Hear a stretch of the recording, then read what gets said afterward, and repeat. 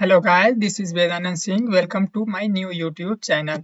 दोस्तों, अभी तक जो हमारा क्लास चल रहा था वो क्लास हमारे सिर्फ वनडे एग्जाम वालों के लिए था। ठीक है, तो आज से ये जो मेरा क्लास चालू हो रहा है ये यूपीएससी बेस्ड क्लास है। टोटली और टोटली ये यूपीएससी बेस्ड सिलेबस पे है। ठीक है, तो चलिए स्टार्ट करते हैं आज का पहला। ठीक है, पहले हम जो पढ़ रहे हैं प्राचीन भारत का इतिहास, ये सब मैंने पीछे लेक्चर में बता चुका हूँ, लेकिन फिर भी मैं आपको बता दूं इतिहास क्या है। ठीक है, वर्त, वर्तमान के प्रकाश में अतीत की घटना का अध्ययन ही इतिहास है, जैसे मानवाधिकार का। ठीक है, अब देखिए इतिहास का स्रोत क्या क्या है। इतिहास के दो स्रोत हैं, एक है साहित्यिक स्रोत और दूसरा है पुरातात्विक स्रोत। अब साहित्यिक स्रोत के अंदर में क्या क्या हम पढ़ेंगे हैं। साहित्यिक स्रोत में आते हैं धार्मिक साहित्य। इसमें हम क्या है, धार्मिक साहित्य में क्या क्या आते हैं, ब्राह्मण साहित्य। इसके अंदर क्या है, वेद है, उपनिषद है, पुराण है, रामायण है, महाभारत है। ठीक है, अब है बौद्ध साहित्य। बौद्ध साहित्य के अंदर क्या है, यह त्रिपिटक है, दीपवंश है, महावंश है, दिव्यावदान। और फिर है नेक्स्ट है जैन साहित्य। जैन साहित्य में क्या है, कल्पसूत्र, भगवती सूत्र और परिशिष्ट वस्त्र। अब देखिए, अब धर्म निरपेक्ष साहित्य में क्या क्या है, धर्म निरपेक्ष साहित्य में क्या क्या है। इसमें देखिए सबसे पहले क्या आता है, कौटिल्य का अर्थशास्त्र। ठीक है, इसमें क्या है, कौटिल्य का अर्थशास्त्र, इसको जो है ना ये साहित्यिक स्रोत में आते हैं। ठीक है, अब दूसरा है पतंजलि का ठीक है, उसके बाद क्या है, बाण भट्ट का हर्षचरित्र।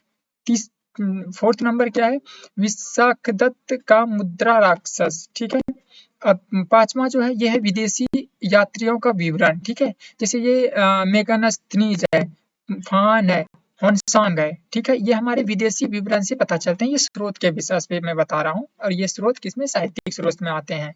ठीक है, अब देखिए दूसरा चलते हैं, दूसरा इसमें क्या है। अब देखिए इसके पुरातात्विक स्रोत।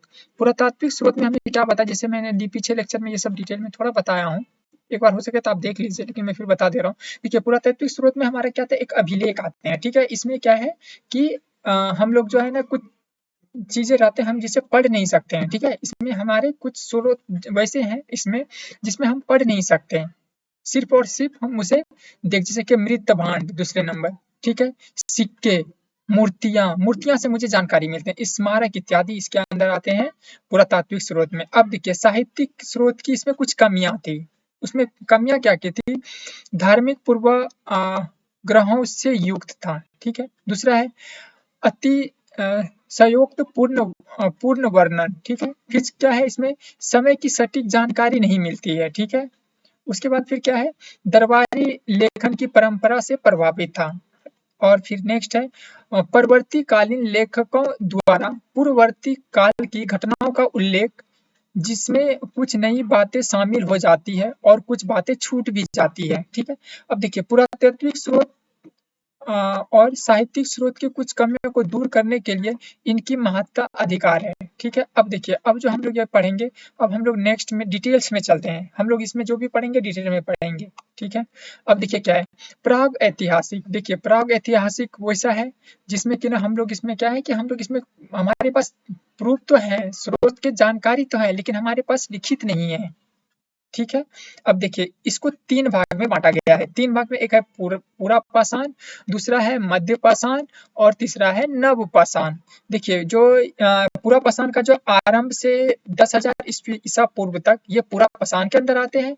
उसके बाद फिर क्या है, 10,000 से 6,000 तक ईस्वी पूर्व तक ये मध्य पाषाण आते हैं। उसके बाद नव पाषाण जो आते हैं, नव पाषाण आते हैं 6,000 से 300 ईसा पूर्व से। ठीक है, अब देखिए पूरा पाषाण में क्या क्या चीजें हमको वहां से स्रोत के रूप में मिले। देखिए क्या है यहाँ, मानव शिकारी जीवन जी रहा था। ठीक है, देखिए उस समय क्या थे, मानव शिकारी जीवन मतलब जंगल में रहते थे, और वो लोग जो है ना जैसे भी थे, वो लोगों को कुछ ऐसे ऐसे प्रूफ भी मिले थे, कि प्रमाण उससे मिले थे कि हाँ ये लोग जो है ना जो भी था अपने फूड वगैरह जो ये है, ये जंगलों पर डिपेंड करते थे। दूसरा है पत्थर के उपकरणों का निर्माण किया जाता था। तो ये सब जो है ना इनके जो कुछ जो प्रूफ मिले हैं, ये क्या है कि उस समय भी ना पत्थर के जो निर्माण हुआ करते थे वो पत्थरों से होते थे। उसका कहते हैं क्रोड है। इसमें क्या है, बेडोल, बड़े पत्थर निर्मित उपकरणों की प्राधान्यता थी। इसमें इस पूरा काल में क्या थी, इस चीज की प्राधान्यता थी। और एग्जाम्पल तौर पे जैसे ले लेते हैं कुल्हाड़ी, गरासा, खंडक। ठीक है, ये सब औजार में आते हैं। ये पुरातात्विक में पूरा पाषाण काल में ये औजार के रूप में ये 3 आए। ठीक है, अब देखिए मध्यपाषाण। मध्यपाषाण काल में क्या था, सल्क निर्मित उपकरणों का निर्माण होने लगा था। ठीक है, अब देखिए फिर नेक्स्ट क्या है, हथियार छोटे अपेक्षाकृत अधिक विकसित बनने लगे, मछलियां पक्षी का शिकार, ये सब चीजें मुझे वहां से स्रोत के तौर पे पता चला है। उसके बाद है प्रक्षेपात तकनीक, पशुपालन की भी यहाँ से मिलती है। प्रथम साक्ष्य बेगोर राजस्थान से मिला है। ठीक है, अब देखिए क्या है, कुल मिलाकर हम ये बताना चाह रहे हैं कि हमें इसमें जो पढ़ा रहे हैं कि हम जो डिस्कस करें इसमें क्या चीजें हैं, ये सब हमारे स्रोत उस वहां से क्या क्या मुझे जानकारी मिले हैं। अब देखिए नेक्स्ट क्या है, मानवीय आक्रमण। ठीक है, अब इसमें क्या है, प्रथम साक्ष्य क्या है, सरानालय राय उत्तर प्रदेश से मिलता है। ठीक है, अब देखिए हम मेरा ये लास्ट टॉपिक इसका एक बार नवपाषाण का है। आप एक बार ध्यान से देखिए कि ये सब चीजें हो सके तो आप नोट्स बना लीजिए, सिंपल ये है, ये नोट्स आपके लिए इंपॉर्टेंट है। अब देखिए क्या है, नवपाषाण में हम लोग क्या पढ़ रहे हैं, नवपाषाण में पढ़े कृषि का प्रथम साक्ष्य मेहरगढ़ बलूचिस्तान से मिला। ठीक है, यहाँ से मुझे बलूचिस्तान से मिला क्या, कृषि का कुछ प्रमाण मिले। ठीक है, अब देखिए क्या है, नेक्स्ट क्या है, स्थायी ग्राम बस्तियों का निर्माण शुरू हुआ। ठीक है, स्थायी ग्राम मतलब वो लोग जो है ना जो रहने के लिए हैं। इस काल में क्या थे, नवपाषाण। देखिए जैसे मैंने पीछे में क्या बताया, ये मध्यकालीन मध्यपाषाण और ये नवपाषाण, इसमें काल में ज्यादा डिफरेंस नहीं है, बस इसमें क्या था, इसी का थोड़ा मॉडर्नाइज था। मॉडर्नाइज कहने का मतलब यहाँ के जो आदमी थे ये तो पूरे अलग थे, इससे थोड़ा ये विकसित था और इससे भी थोड़ा ये विकसित था। मतलब कहने का ये मतलब है कि जहाँ मध्य पाषाण का था, ऐसे ये अलग नहीं थे, ये अलग नहीं है, बस क्या है कि ये एरिया है। ठीक है, जैसे कि ये मध्य पाषाण का है, ये पूरा पाषाण का, तो देखा गया कि कुछ यहाँ का आदमी और यहाँ का आदमी के लिविंग स्टैंडर्ड में जो है कुछ चेंजेस थे। ठीक है, इसलिए नव पाषाण क्या है जो थे, वहाँ थोड़ा सा वो टेक्नोलॉजी से, जो उस समय के जो टेक्नोलॉजी थे, नए टेक्नोलॉजी, वो लोग थोड़ा जल्दी सीख रहे थे। जल्दी सीखने का मतलब है वो कुछ थोड़ा नए चीजों में कर रहे थे।